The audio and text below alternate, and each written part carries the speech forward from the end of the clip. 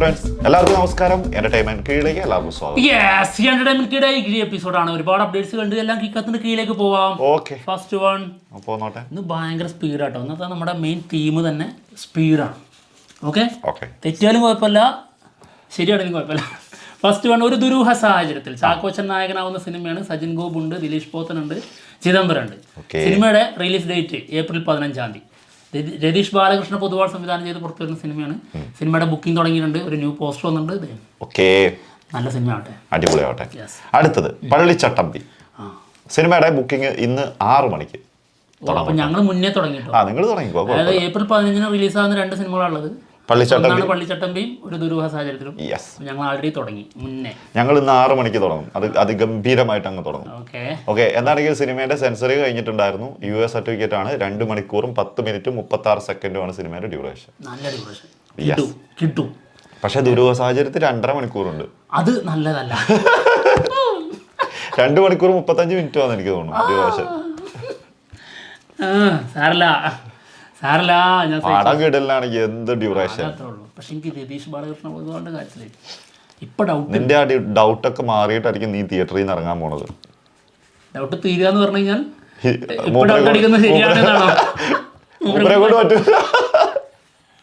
ചുമ്മാ തമാശക്ക് പറയുന്നതാണ്. അത് മാറും. 2 രീതിയിലുണ്ടല്ലോ അർത്ഥം. നീ എല്ലാത്തിനും 2 രീതി കാണാൻ നിൽക്കണം. ഒരു രീതി നീ കണ്ടാൽ മതി. അതായത് നല്ലതായിരിക്കും. ഓക്കെ, അടുത്തത് കാട്ടാളൻ. പോൾ ജോർജ് സംവിധാനം ചെയ്ത് ക്യൂബ്സ് എന്റർടൈൻമെന്റ്സ് നിർമ്മിക്കുന്ന സിനിമയാണ്. Cinema May റിലീസിനെത്തും. മെയ് 28 എന്നുള്ളതാണ് കേൾക്കുന്നത്. എന്തായാലും ഒരു ന്യൂ പോസ്റ്റർ വന്നിട്ടുണ്ട്. ക്യാരക്ടർ പോസ്റ്റേഴ്സ് ഇനി ഓരോ ദിവസങ്ങളിൽ ഉണ്ടാവും കേട്ടോ. 20 ക്യാരക്ടർ പോസ്റ്റേഴ്സ് വരും. അപ്പോൾ അതിലൊന്ന് വെനത്തിന്റെ ക്യാരക്ടർ പോസ്റ്റർ വന്നിരിക്കുന്നത്. ഓക്കെ, അടുത്തത് കറുപ്പ്. സിനിമയുടെ 3rd സിംഗിൾ 14-ാം തീയതി വരുന്നുണ്ട്. ഇതിന്റെ അനൗൺസ്മെന്റ് പോസ്റ്റർ പുറത്ത് വന്നിട്ടുണ്ട് കേട്ടോ. ആർ ബാലാജി ഡയറക്ട് ചെയ്ത് സൂര്യ നായകനാവുന്ന സിനിമ. തൃഷ നായിക, സ്വാസിക ഉണ്ട്, ഇന്ദ്രജിത്ത് ഉണ്ട്, ഇന്ദ്രൻസ് ഉണ്ട്.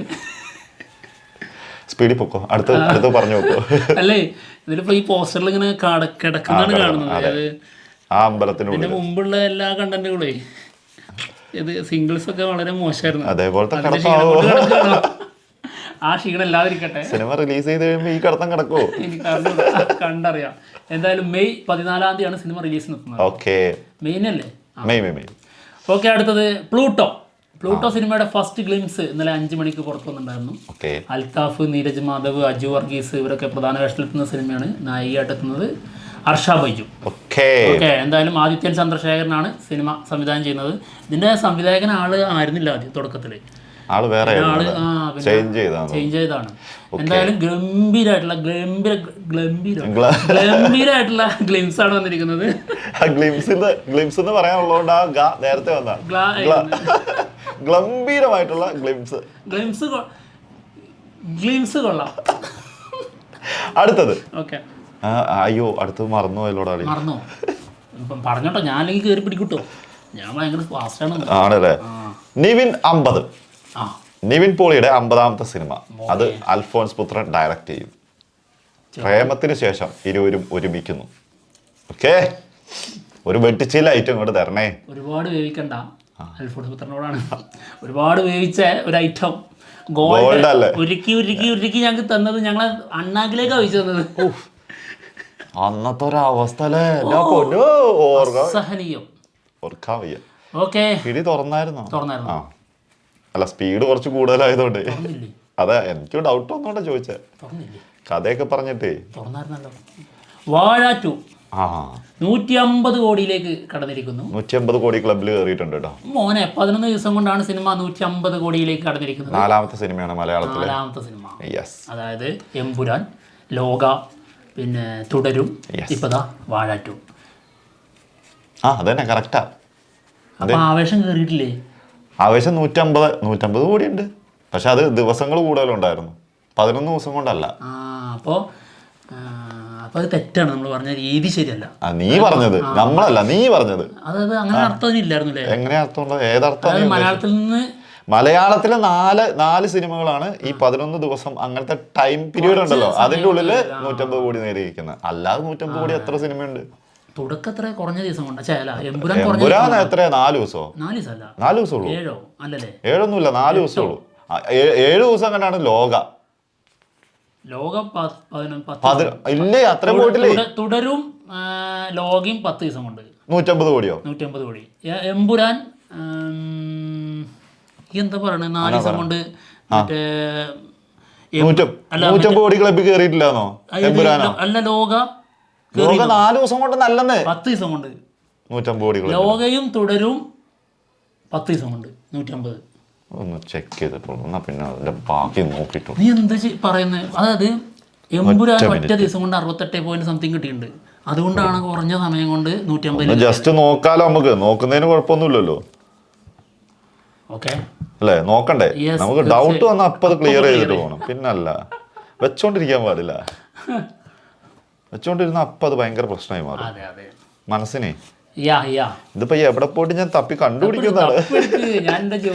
നീ അടുത്ത കിഴിയൊക്കെ എടുത്തോട്ടോ. ഞാൻ സിനിമയുടെ ഒഫീഷ്യൽ ട്രെയിലർ ഉടൻ പണിയെങ്കിലും പറഞ്ഞു കഴിഞ്ഞിട്ടുണ്ട്. സെൻസറിങ് കഴിഞ്ഞിട്ടുണ്ട് കേട്ടോ. US സർട്ടിഫിക്കറ്റ് ആണ് കിട്ടിയിരിക്കുന്നത് കേട്ടോ. അതിന്റെ ഇതാണ് കേട്ടോ അളിയാ.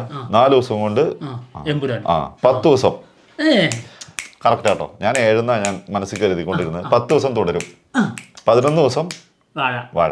അതായത് 4 സിനിമകളാണ് 11 ദിവസം. അങ്ങനത്തെ ഈ ടൈം പീരീഡിന്റെ ഉള്ളിൽ 150 കോടി വരെ ഇരിക്കുന്നത്. ക്ലിയർ ചെയ്തിട്ട് പോകും, അത്രേ ഉള്ളൂ. ഏതായിരുന്നു എടുത്തത്? ഞാൻ വവ്വാൽ എടുത്തു. ഏതോ പാരലിലായിരുന്നല്ലോ അതിന്റെ ഡയറക്ടർ ഷാമോൺ ബി പാരലിൽ ആണ് സിനിമ സംവിധാനം ചെയ്യുന്നത് കേട്ടോ. ഓക്കെ എന്തായിരുന്നു കാര്യം പറഞ്ഞോ? ട്രെയിലറിന്റെ സെൻസറിങ് കഴിഞ്ഞിട്ടുണ്ട്. ഓക്കെ, അടുത്തത് അന്താക്ഷരി 2 സിനിമ ഉണ്ടാവുമെന്നാണ് വിപിൻ ദാസ് പറഞ്ഞിട്ടുള്ളത് കേട്ടോ. അതുപോലെ തന്നെ വാഴ 3ഉം 4ഉം ഒക്കെ വരാൻ ചാൻസ് ഉണ്ടെന്നാണ് വാഴ 3.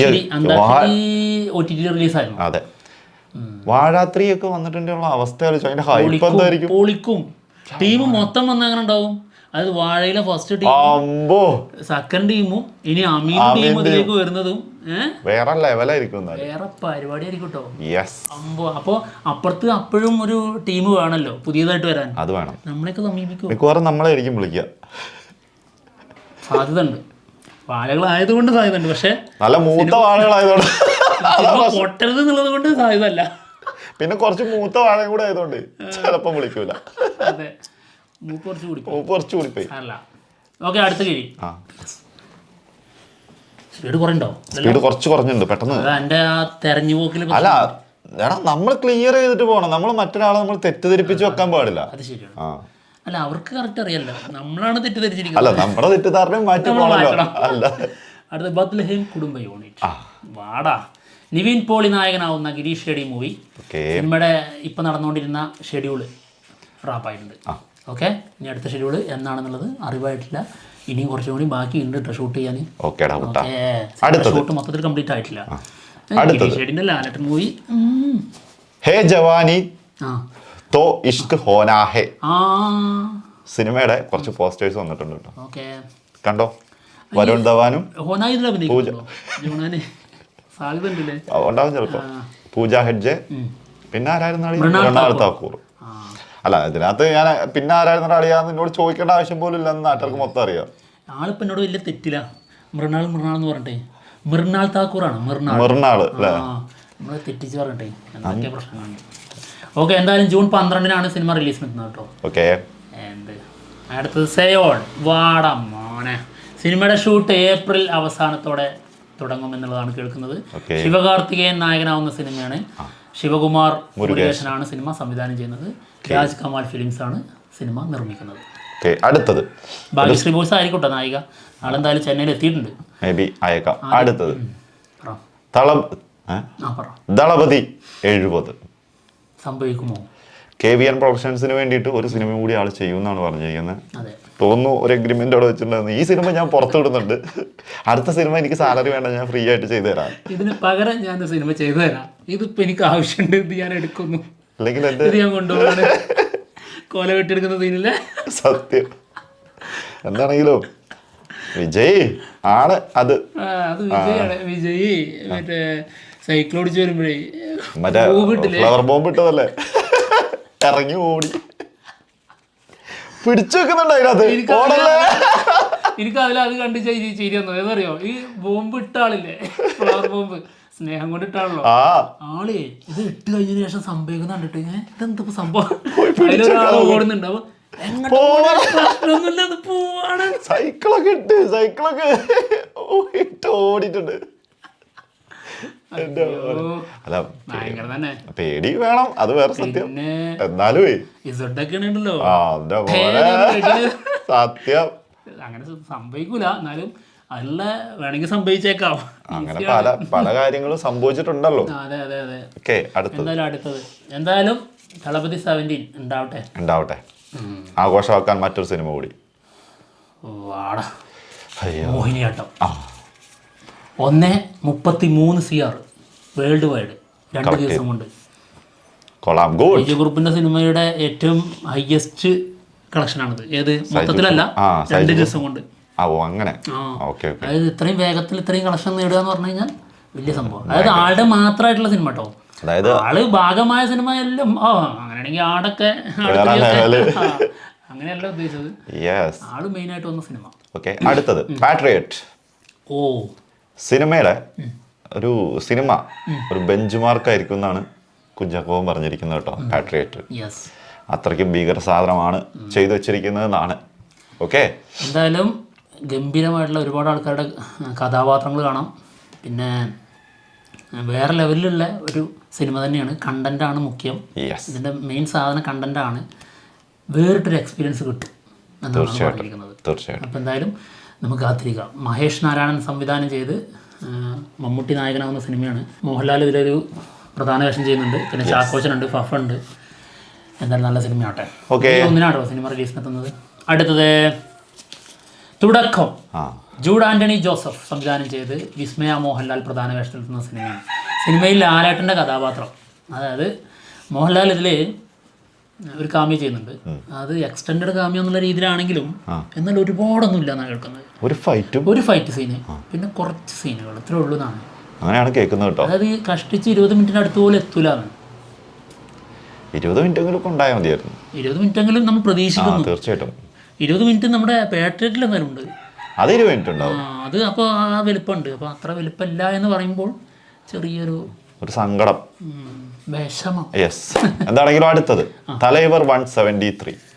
സിനിമയുടെ ഡയറക്ടർ സ്ഥാനത്ത് നിന്ന് സിബി ചക്രവർത്തി മാറ്റിയിട്ടുണ്ട് കേട്ടോ. ഇനിയിപ്പോ ആരാണെന്നുള്ളത് പുതിയ അനൗൺസ്മെന്റ് വരണം. അശ്വന്ത് മാരിമുത്തു ആണെന്നുള്ള അശ്വത് മാരിമുത്തു ആണെന്നുള്ള ഒരു റൂമർ ഉണ്ട്. നമ്മൾ അന്ന് പറഞ്ഞിരുന്നത് ആളായിരുന്നു. അശ്വത് മാരിമുത്തു ലാസ്റ്റ് ആൾക്ക് നറുക്ക് വീഴാതെ സിബി ചക്രവർത്തി വീണതായിരുന്നു. എന്താണെങ്കിലും സിബിയെ എടുത്ത് കളഞ്ഞു എന്നാണ് കേൾക്കുന്നത്. സിബി ബൈ ബൈ കഥം ഇപ്പുറത്ത് എത്രാമത്തെ ഡയറക്ടറായി ഈ സിനിമയിൽ അങ്ങനെ എന്തിന് മറ്റേ ഇതില്ലേ ഏത് കമൽഹാസന്റെ സത്യം എത്ര ഡയറക്ടേഴ്സ് മാറിയതാണ്. സ്ഥിരമാണല്ലോ. എന്താണെങ്കിലും ഗംഭീര സിനിമയാവട്ടെ. ആര് വന്നാലും അടിപൊളി സിനിമ വരട്ടെ. എന്തായാലും ഞങ്ങൾ പോവാണ്. മറ്റുള്ള വിശേഷങ്ങളുമായിട്ട് ഉടനെ തന്നെ വരാം. ബൈ. നല്ല സിനിമ ചെയ്യട്ടെ, എന്നിട്ട് സിനിമ ഇറങ്ങുന്നതിന് മുൻപ് ലീക്ക് ആക്കാതിരിക്കട്ടെ. തലൈവറുടെ ഒന്നും ലീക്ക് ആവൂല.